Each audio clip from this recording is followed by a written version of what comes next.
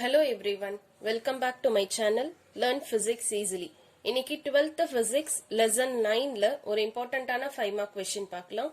The question is determination of charge of an electron using Millikan's oil drop experiment. So இந்த principle உங்களுக்கு 2 mark questionலயே கேட்பாங்க. So இந்த principleக்கு முன்னாடி diagram பாருங்க. So இந்த diagramல ரெண்டு plates இருக்கு A and B. So இந்த ரெண்டு பிளேட்ஸை வந்து ஒரு ஹையர் பொட்டென்ஷியல் டிஃபரன்ஸ்ல மெயின்டைன் பண்ணுவாங்க. ஸோ அங்க ஒரு எலக்ட்ரிக் ஃபீல்டு வந்து கிரியேட் ஆகும். ஸோ இந்த ரெண்டு பிளேட்ஸ்க்கு நடுவில் ஒரு எலக்ட்ரிக் ஃபீல்டு கிரியேட் ஆகும். ஸோ இங்க ஒரு ஆட்டோமைசர் இருக்கு. Atomizer is nothing but sprayer. Spray பண்றதுக்கு யூஸ் பண்ற டிவைஸ் தான் ஆட்டோமைசர். ஸோ அதுல இருந்து நம்ம ஆயில் டிராப்பை ஸ்ப்ரே பண்ண போறோம். ஸோ அந்த ஆயில் டிராப் இந்த ரெண்டு பிளேட்ஸ்க்கு நடுவில் மூவ் ஆகும்.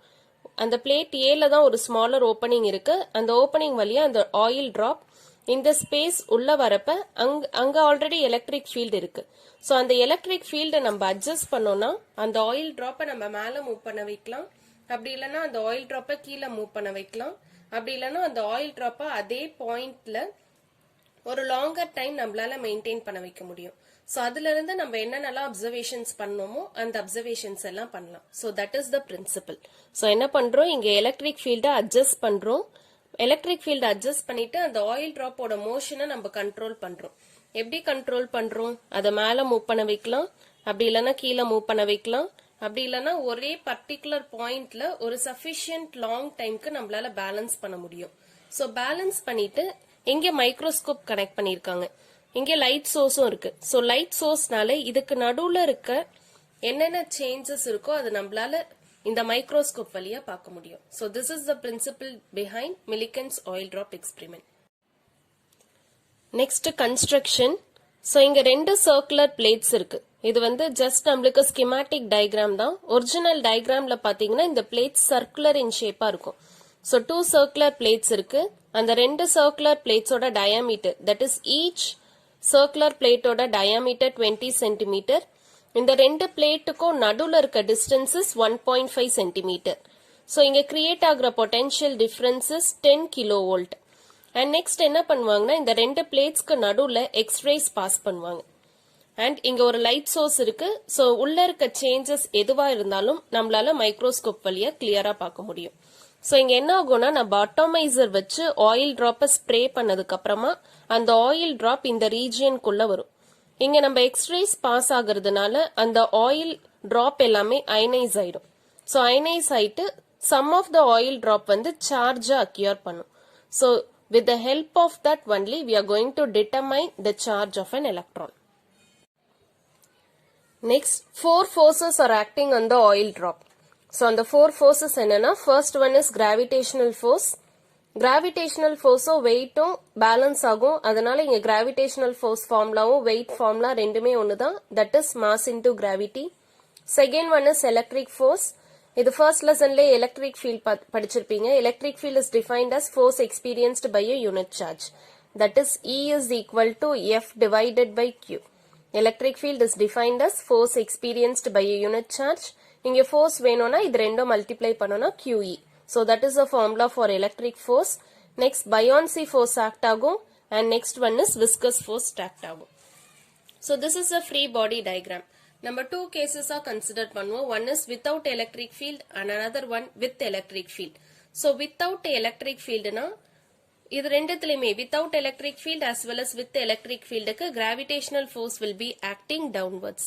Without electric field க்கு buoyancy force and viscous force are acting upwards. Electric field இருந்துச்சுன்னா அந்த விஸ்கஸ் ஃபோர்ஸ்க்கு பதிலா எலக்ட்ரிக் ஃபோர்ஸ் ஆக்ட் ஆகும். Next one determination of radius of the oil drop. So இதுக்கு என்ன கன்சிடர் பண்ணோம்னா free body diagram without electric field. So without electric ஃபீல்ட்னா gravitational force is acting downwards, buoyancy force and viscous force are acting upwards. So இதுல downward force it is balanced by this upward force. அப்ப என்ன ஆகும்னா இது ரெண்டையும் add பண்ணோம்னா இந்த வேல்யூக்கு ஈக்குவலா இருக்கணும். பிகாஸ் இந்த ரெண்டு ஃபோர்ஸும் சேர்த்து தான் இந்த கிராவிடேஷனல் ஃபோர்ஸை பேலன்ஸ் பண்ண போகுது. So FB plus FV is equal to FG. இப்ப இதுல ஒரு ஃபோர்ஸும் நம்ம கால்குலேட் பண்ணும்.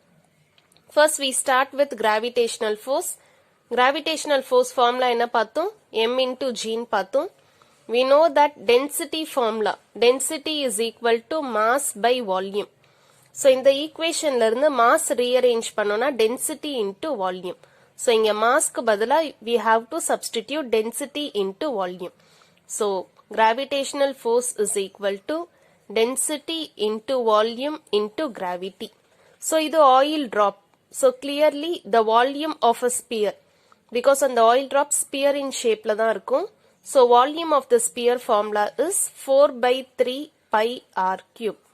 So 4 by 3 pi r cube in the rho g அப்படியே எழுதிக்கலாம்.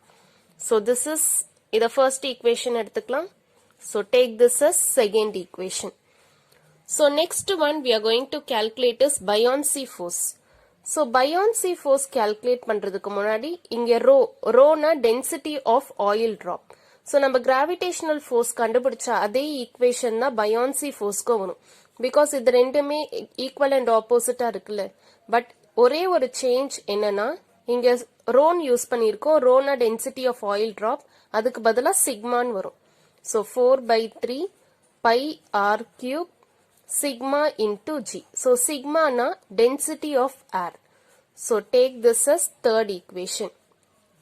Next one viscous force. இது நீங்க 11th ஸ்டாண்டர்ட்லேயே ஸ்டோக்ஸ்லான்னு ஒரு ஈக்குவேஷன் படிச்சிருப்பீங்க. அந்த ஈக்குவேஷன் யூஸ் பண்ண போறோம். ஸோ விஸ்கஸ் ஃபோர்ஸோட equation is given by Stokes law.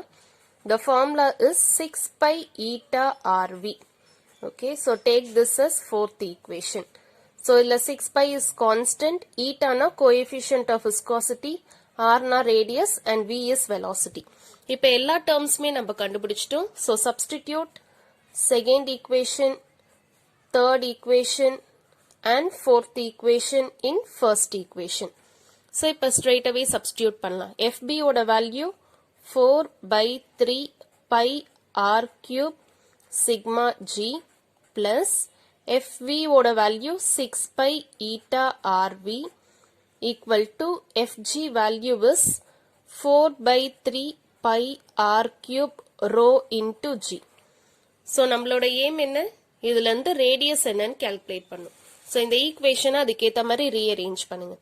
So first நம்ம என்ன பண்ணலாம்னா இந்த 4 by 3 pi r cube sigma g இந்த term அந்த பக்கம் எடுத்துட்டு போயிடலாம்.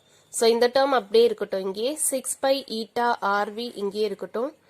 இங்க இருக்க term அங்கே இருக்கட்டும். 4 by 3 pi r cube rho g. இந்த term மட்டும் அந்த பக்கம் எடுத்துட்டு போனா minus 4 by 3 pi r cube sigma into g. So இங்க என்னெல்லாம் காமனா இருக்கு? 4 by 3 pi r cube g காமனா இருக்கு. So காமனா எடுத்துடலாம். 6 pi eta rv is equal to 4 by 3 common, pi r cube common, g யும் common. So the remaining terms rho minus sigma. So இப்ப similar termsலாம் cancel பண்ணிடலாம். Pi and pi get cancel. இங்கே ஒரு r மட்டும் cancel ஆகும். 2 table 2 times, 2 table 3 times. So இங்க remaining terms என்ன இருக்கு? 3 eta v. இங்க 2 divided by 3 r square g into rho minus sigma. So இதுல இருந்து r square ஓட value வேணும்னா இந்த 3 இங்க cross multiply பண்ணிட்டோம்னா 9 eta v. So இந்த term எல்லாம் அப்படியே divisionல வந்துரும். So 2 into g into rho minus sigma. So இதுல இருந்து r என்னன்னு find out பண்ணோம்னா just taking square root. So square root நம்ம also power 1 by 2 எழுதலாம். So 9 eta v divided by 2g into rho minus sigma the whole power of. So this is the required expression for radius of the droplet. Radius of the oil droplet என்னன்னு கண்டுபிடிச்சிட்டோம். So finally determination of electric charge. So இதுல electric field is switched off. அப்ப நம்ம செகண்டா பார்த்த free body diagram. இங்க buoyancy force and electric force ரெண்டும் சேர்த்து இந்த gravitational force பேலன்ஸ் பண்ணும். அப்ப இந்த ரெண்டு ஃபோர்ஸையும் நம்ம ஆட் பண்ணணும். FB plus FE. So இந்த ரெண்டு ஃபோர்ஸும் சேர்ந்து தான் gravitational force பேலன்ஸ் பண்ண போகுது. So already buoyancy force equation நம்ம பார்த்துட்டோம். So that is 4 by 3 pi r cube sigma g plus electric force formula QE, gravitational force formula 4 by 3 pi r cube rho into g. So இதுல இருந்து charge என்னன்னு calculate பண்ணும். So இந்த QE term மட்டும் இந்த பக்கம் இருக்கட்டும், இந்த டேர்மை அந்த பக்கம் எடுத்துட்டு வந்துருங்க. So QE is equal to 4/3 pi r cube rho g. இந்த டேர்ம் அந்த பக்கம் எடுத்துட்டு வந்தோம்னா minus 4/3 pi r cube sigma into g. So இதுல காமனா இருக்க டேர்ம்ஸ்லாம் எழுதிடலாம். So QE is equal to 4/3 pi r cube g common, remaining terms rho minus sigma. So நம்மளுக்கு Q தான் வேணும். ஸோ இந்த Eயும் இந்த பக்கம் எடுத்துட்டு வந்துடலாம். So Q is equal to 4 pi divided by 3e r cube g into rho minus sigma. So we already know that radius final equation is r is equal to 9 eta v divided by 2 into rho minus sigma into g. So இதுதான் final equation. So இந்த radius ஓட expression இங்க radiusல substitute பண்ணும். So substitute பண்ணுங்க. Q is equal to 4 pi divided by 3e. So இந்த radiusக்கு பதிலா இந்த term substitute பண்ணும். 9 eta v divided by 2 into rho minus sigma into g. So இங்க already power 1/2 இருக்கு, இங்க 3 இருக்கு. So ரெண்டையும் join பண்ணிட்டோம்னா 3 divided by 2 g into rho minus sigma. So இப்ப first என்ன பண்ணலாம்னா cube மட்டும் பண்ணுங்க. இங்க உள்ள இருக்க terms எல்லாத்துக்குமே first cube மட்டும் பண்ணலாம். So Q is equal to 4 pi divided by 3e. So உள்ள இருக்க terms எல்லாமே cube பண்ணோம்னா 9 cube eta cube v cube divided by 2 cube rho minus sigma the whole cube into g cube. இப்ப cube பண்ணதுனால cube போயிடும். So remaining root மட்டும் தான் இருக்கும். So root தான் power half. So g into rho minus sigma. So இதுல என்ன பண்ணோம்னா first இங்க 9 cube இருக்கு. So 9 cube root உள்ள இருக்கு. So root of 9 cube.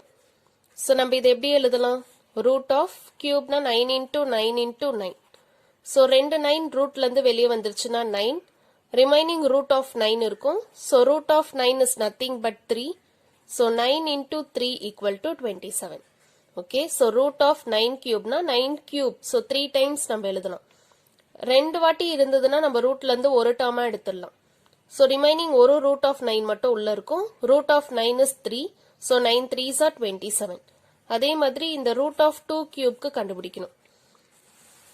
So root of 2 cube is equal to 2 into 2 into 2. அதே மாதிரி ரெண்டு 2 rootல இருந்து ஈஸியா வெளியே வந்துரும். இன்னொன்னு root of 2 இருக்கும். So இது இங்க substitute பண்ணுங்க. Q is equal to 4 pi divided by 3e. So இந்த 9 cube நம்ம rootல இருந்து வெளியே எடுத்தாதான் 27. இந்த 2 cube எடுத்தா 2 மட்டும் தான் வெளியே வருது. root of 2 இருக்கு. So இந்த root of 2 நம்ம உள்ளேயே மெயின்டைன் பண்ணிக்கலாம். 2 மட்டும் தான் வெளியே எடுத்திருக்கேன். இந்த root of 2 இது உள்ளேயே வச்சுக்கலாம். இது ஆல்ரெடி ஸ்கொயர் ரூட் உள்ளதானே இருக்கு. அதனால நம்ம சிம்பிளி 2 எழுதுனா போதும்.